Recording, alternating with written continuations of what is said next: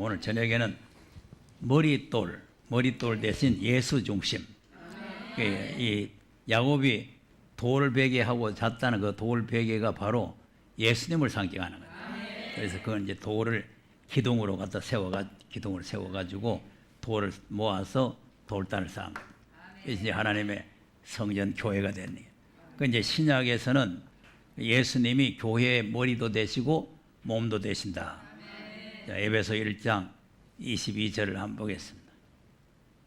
시작. 또 만물을 그 발 아래 복종하게 하시고 그를 만물 위에 교회의 머리로 주셨느니라. 교회는 그의 몸이니 만물 안에서 만물을 충만케 하시는 자의 충만이니라. 네. 아멘. 자, 그러니까 교회의 머리가 예수님께서는 교회의 머리. 그러니까 이제 머리에 이제 이 야곱이 머리돌 했던 그 머리돌을 이제 기둥으로 세웠다. 그러니까 이제 교회의 기둥은 예수님이 돼야 되는 거죠. 그러니까 이제 야곱이 돌비계를 갖다가 기둥을 세웠다 하니까 또 돌 주스다가 하는 게 아니고 예수님이 돌이에요. 예수님이. 예. 자, 그러니까 우리가 이제 예수님과 같이 함께 오늘 또 만들어 가자고 하는 찬양을 했는데, 자, 2장 20절을 한번 보겠습니다.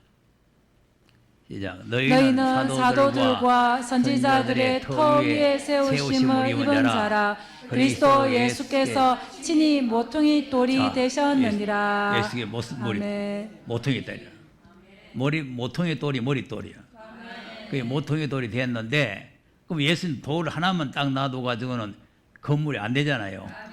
그다음 그의 안에서 건물마다 서로 연결하여 주 안에서 성전이 되어가고 너희도 성령 안에서 하나님의 거하실 초소가 되기 위하여 예수 안에서 함께 지어져 가느니라. 아멘. 우리가 함께. 그러니까 이제 머릿돌을 기둥으로 이렇게 머릿돌을 기둥으로 세웠는데 이 하나만 달랑 해가지고 돌이 같이 쌓여져야 되는 거죠. 그러니까 이제 예수님을 중심해서 우리도 산돌같이 같이 쌓여지는 교회가 되야 된다. 자, 베드로전서 2장 4절 5절 한번 보겠습니다.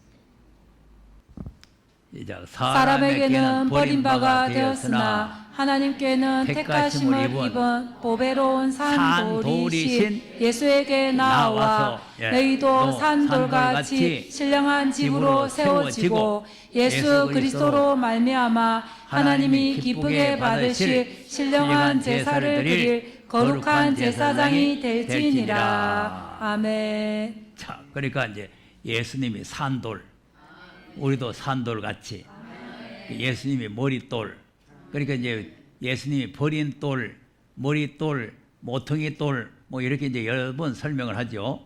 자, 그다음 이제 그 내용을 그 6절, 7절에 다시 설명합니다.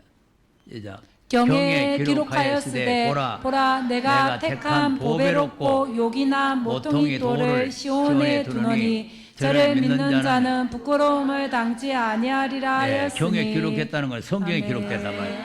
그러니까 성경에 예수님이 모퉁이 될 보배로운 돌이 될 거를 갖다가 미리 말씀을 해놨다는 거죠. 예, 그 말씀대로 예수님 오셔서 버린 돌이 되고 머릿돌이 되셨다는 거죠. 그러므로 믿는 너희에게는 보배이나 믿지 아니하는 자에게는 건축자들의 버린 그 돌이 모퉁이의 머릿돌이 되고. 예. 아멘. 그리고 우리 믿는 사람에게는 예수 그리스도가 보배죠. 예, 보배돌이 되는데 믿지 않는 사람들에게는 거기 버린 돌이 걸림돌이 되는 거예요. 가다가 걸려서 자빠지는 거예요. 또한 부딪히는 돌과 거치는 반석이 되었다 하니라. 저희가 말씀을 순종치 아니함으로 넘어지나니 이는 저희를 이렇게 정하신 것이라. 예, 이거. 그 예수가 거침돌이 되면 안 되겠죠. 이 걸리는 돌이 돼가지고 걸려가지고 넘어지게 되면은 박살이 나는 거죠. 깨지는 거예요. 그래서 이제 하나님께서 이 돌에 대한 설명을 하실 때에 초림의 예수님은 버린 돌이 돼가지고 안 믿는 사람은 걸려가 자빠져요. 자빠지면은 개인이 깨지죠. 개인이. 근데 이제 재림은 이 돌이 부활해서 성천해 볼단 말이에요. 그 돌이 이제 재림할 때는 돌이 그대로 내려오는 거예요. 그 사람 위에 떨어지면 어떻게 됐어요? 가루가 되는 거죠. 자, 마태복음 21장 43절에서 한번 보시죠. 시작. 그러므로 내가 너희에게 이르노니 하나님의 나라를 너희는 빼앗기고 그 나라의 열매 맺는 백성이 받으리라. 이 돌 위에 떨어지는 자는 깨어지겠고 이 돌이 사람 위에 떨어지면 저를 가루로 만들어 흩으리라 하시니. 아멘. 그러니까 사람이 돌 위에 떨어지면은 그 사람 개인이 깨지지만은 돌이 사람 위에 떨어지면은 박살난다 이거예요. 가루로 만들어서 흩어버린다는 거 아닙니까? 바람이 휙 불러가 다 날아가 뿐다 이 말이에요. 그러니까 계속 지금 이 심판의 복음에 대한 내용을 보면은 다 이게 박살낼 일들만 자꾸 나와요. 깨져가지고 저보다 박살내가지고 바람이 불어가지고 날려버린다 이거죠. 이사야 41장에도 보면은 지렁이 같은 야곱을 이가 날카로운 세타제기를 만들어가지고 큰 산을 쳐서 부스리를 만들어가지고 회리바람 날려버린다는 거 아닙니까? 또 다니엘서 2장도 보면은 우상의 꿈을 꿨는데 돌이 그냥 따라와서 막 발을 떼기 쳤더니 박살이 나가지고 바람이 불면 다 날아가 버렸다는 거 아니에요. 그리고 그런 내용들이 다 앞으로 심판을 말하는 거죠. 심판을.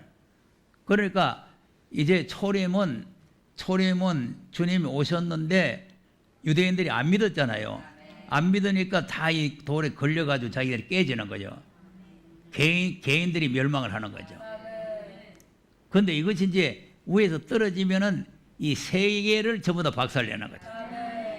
완전히 세상을 박살내가지고 이제 바람을 날려버리고 새하늘과 새 땅을 만드시는 거죠. 그러니까 오늘 본문에도 지금 이 야곱에게 나타나서 하나님께서 말씀하신 게 네 누운 땅을 너와 네 자손들에게 줘가지고 네 자손들이 티끌몬지같이 평만할 것이다. 세상 지면을 다 채운다는 거죠. 그러니까 그때 야곱이 자기 형님을 속이고 아버지한테 축복을 받고 떠나갈 때 하나님께서 하신 말씀인데 아직 안 이루어지고 있어요. 이게 이제 주님이 오셔야 이루어지는 거예요. 그러니까 이 내용을 그냥 그때 사건을 바꾸고 말면 또 이런 말씀이 하나도 안 맞는 거예요. 뭐 버린 돈이 머리돈이 하는 게 이런 게 또 안 맞아요. 또 그리고 뭐 또 머리 떨어지면 가루를 만드니 이런 게 또 안 맞아요. 그러니까 지금 성경 전체는 주님이 재림을 하셔가지고 이 깨트려 버리고 새로운 세상을 만들어야 된다. 그 나라의 이 야곱의 자손들이 그 안에 들어가서 평만하게 많이 살게 된다.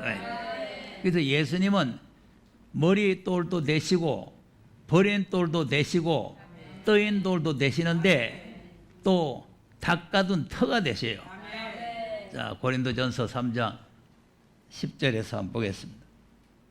시작. 내게 주신 하나님의 은혜를 따라 내가 지혜로운 건축자와 같이 터를 닦아둠에 다른 이가 그 위에 세우나 그러나 각각 어떻게 그 위에 세우기를 조심할지니라.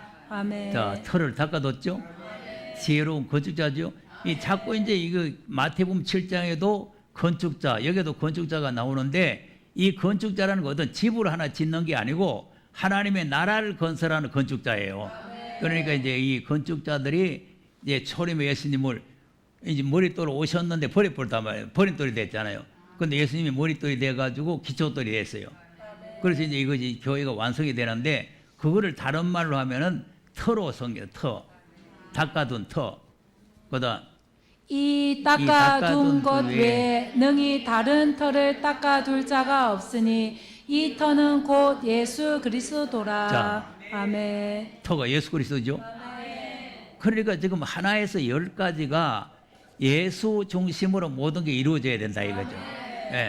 그러니까 이제 돌도 예수님이 기초돌이 되고 머리돌이 되고 기둥이 됐는데 우리가 거기에 붙어가지고 연합해가지고 교회가 지어져야 된다. 예수님이 또 터가 됐는데 그 터 위에다가 우리가 집을 지어야 된다는 거예요. 딴 데 가서 지으면 안 된다는 거죠. 그 터 위에 세우는 거죠. 자, 그러면 이제 이 터가 뭐냐니까 초림이죠. 세우는 거는 재림이란 말이에요.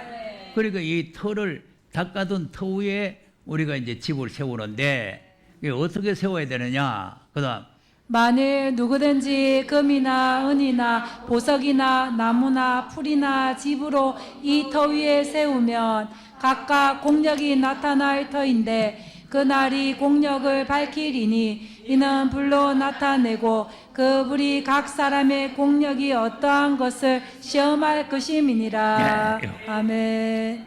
공력. 이거 지금 현재 교회는요, 은혜로 구원받는 것만 알기 때문에 이 공력이니 뭐 이런 말 하면은 무슨 우리가 공을 들여가지고 구원받느냐. 하나님께서 구원해 주셔야 되지. 전부 이렇게만 생각하는 거죠. 이 공력,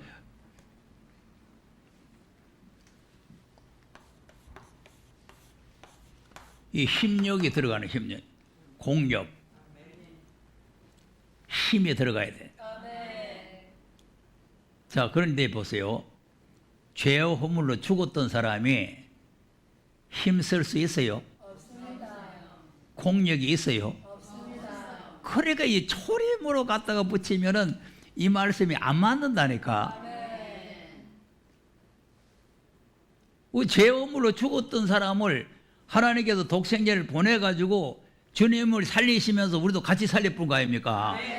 그러니까 그건 하나님의 은혜로 우리가 구원받은 거예요. 그러니까 지금 그것만 머릿속에 잠도 꽉 들어가지고 이런 말씀을 하면은 무슨 우리가 공력을 해서 뭐 구원받나 또 이래. 재림은 공력이 들어가야 돼. 그런데 하나님께서 공력이 들어갔는지 안 들어간지 시험을 한다는 거 아닙니까? 그러니까 지금 아브라함을 시험하듯이 우리도 다 시험을 하는 거죠. 그래서 그 공력이 불타게 되면은 해를 받고 그 공력이 불타지 않고 남아있으면은 상을 받는다는 거 아니에요. 그 말이죠. 공력을 발치니 불로 나타내고 불이 각 사람의 공력이 어떠한 것을 시험할 것이라. 그다음 만일 누구든지 그 위에 세운 공력이 그대로 있으면 상을 받고 누구든지 공력이 불타면 해를 받으리니 그러나 자기는 구원을 얻되 불 가운데서 얻은 것 같으리라. 네. 아멘. 자, 여기 이제 좀 어려운 내용이요. 자, 그러니까 이제 상과 해죠. 상과 봉이죠. 예, 그러니까 이제 상과 봉, 상과 해. 예, 이렇게 이제 우리가 생각하면 돼. 그러니까 이제 상 못 받으면은 그냥 있으면 되는 게 아니고 상 못 받으면은 봉을 받는, 해를 받는단 말이에요. 근데 해를 받는데 무슨 해냐면은 불 가운데 떨어진다는 거죠. 그럼 어떻게 됐어? 다시 오신 주님을 기다리다가 그럼 주님 오셨는데 다른 사람은 다 멸관 받고 상 받아가지고 새하늘 새달에 들어가는데 자기는 불 속에 들어가 버려. 좋아요.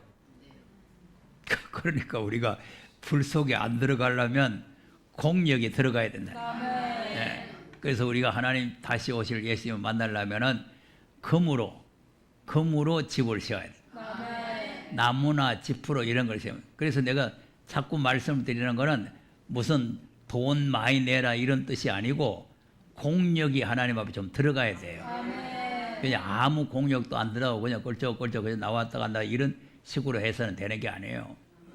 그러니까 내가 왜 이런 말을 해야 되느냐 하면은 안 하면 내가 직무유기요. 내가 그 말을 하라고 세워놨는데 요 말 하면 시험 들지 않겠나 싶어서 말 안 하면 직무유기가 되는 거죠. 그게 듣기 좋아하든지 싫어하든지 그냥 자꾸 해야 되는 거죠. 예. 근데 이제 그 듣고 그 이래가지고는 안 되겠구나 바르게 해야 되겠구나 하면은 공력이 들어가는 거고 아이고 시끄럽다 내 알아서 믿는다 네 암만 그래봐야 내 안 해 이러고 있으면은 공력이 안 들어가는 거죠.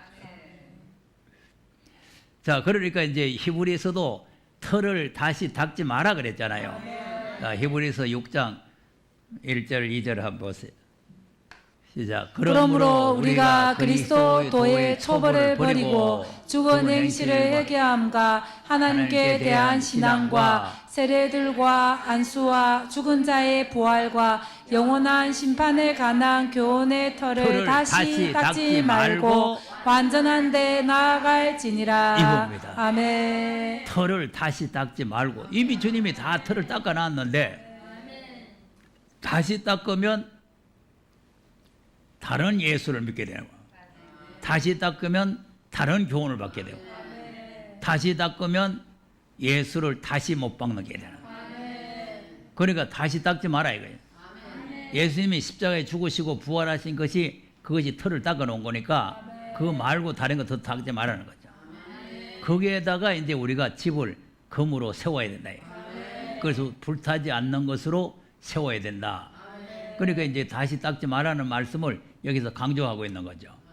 예. 그러니까 우리가 이미 예수님께서 십자가에 죽으시고 부활하시고 털을 닦아난 그 터 위에다가 우리가 성전을 세워야 된다는 거죠. 그런데 이제 이 말씀대로 성전을 안 세우면, 예수 중심으로 안 세우면은 도적의 집이 되든지 강도의 굴이 되든지 그래요. 그러니까 이제 이것이 이제 상당히 문제점이 되는 거죠.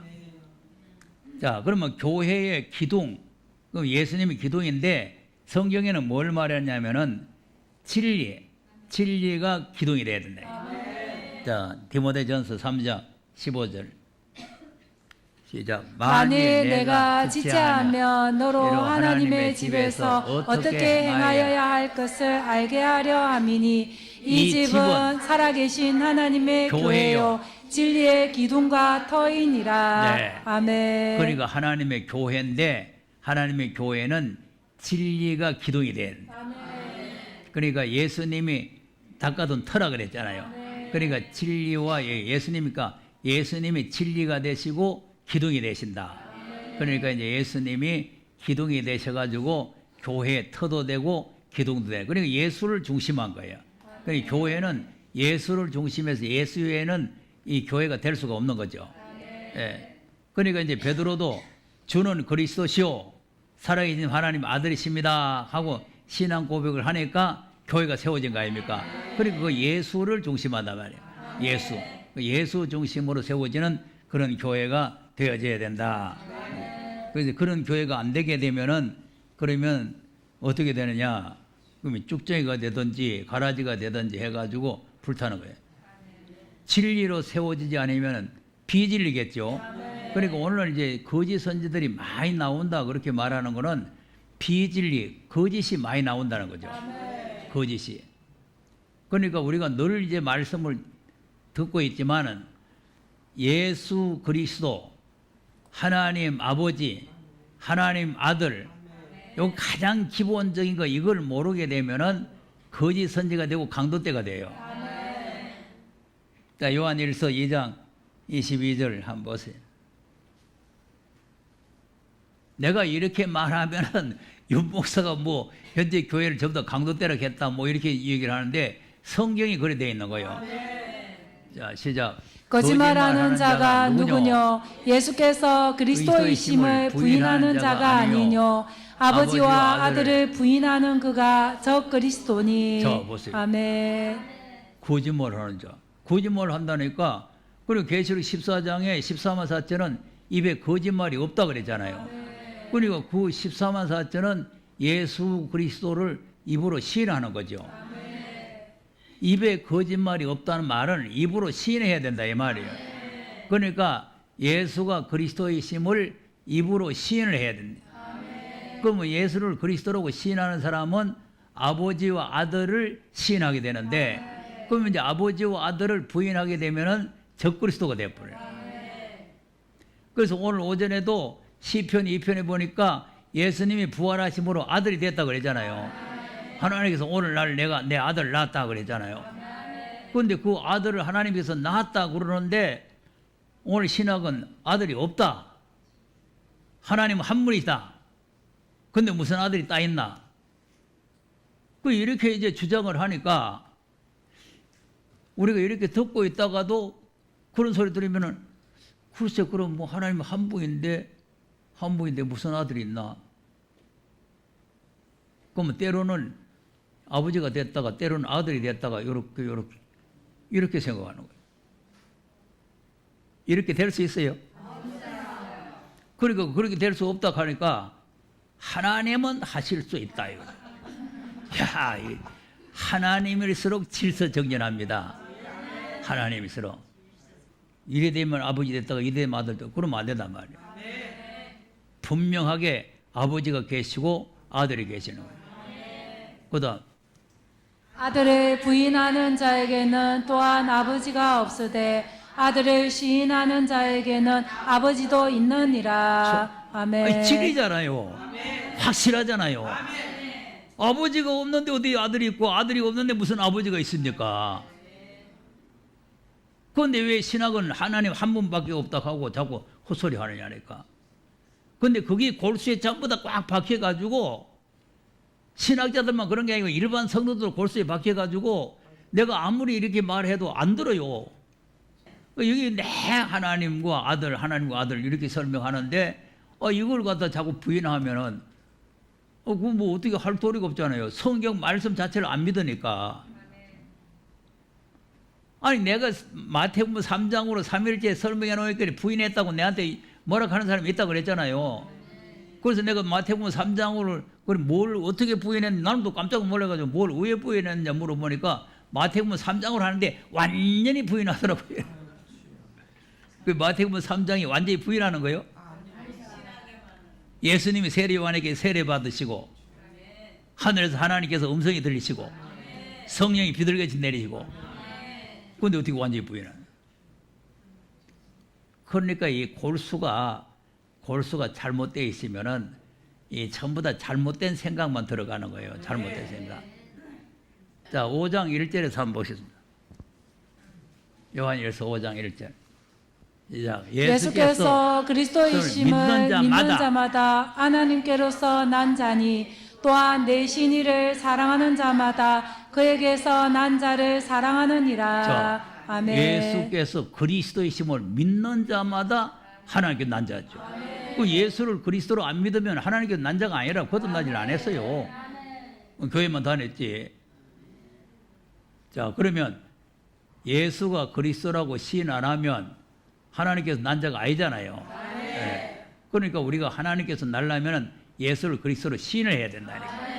그러니까 하나님께서는 예수님이 내 아들이라고 계속 설명을 하는데 그걸 인정을 안 하면 하나님을 거짓말쟁이를 만드는 거죠. 자, 9절에서 또 한번 읽어보세요. 시작. 만일 우리가 사람들의 증거를 받을진대 하나님의 증거는 더 크도다. 하나님의 증거는 이것이니 그 아들에 관하여 증거하신 것이니라. 아멘. 그럼 하나님께서는 아들에 대해 거의 성경 전체가 하나님의 증거의 말씀 아닙니까? 그런데 이 성경 전체가 예수 그리스도를 가리켜요. 아들에 대해서도요.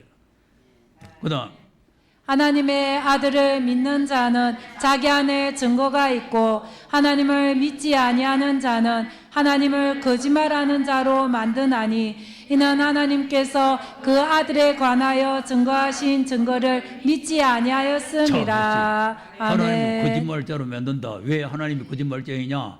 하나님께서 자꾸 아들이 없는데 아들이라 했으니까 거짓말쟁이다 이거요. 그럼 하나님이 아들에 대해서 증거를 하니까 하나님 거짓말쟁이요? 아닙니다. 그러니까 오늘날 이 신학이 얼마나 잘못됐다는 걸 우리가 알아야 된단 말이에요. 그러니까 하나님은 진리의 신이시요. 거짓말 하실 수 없는 분이에요.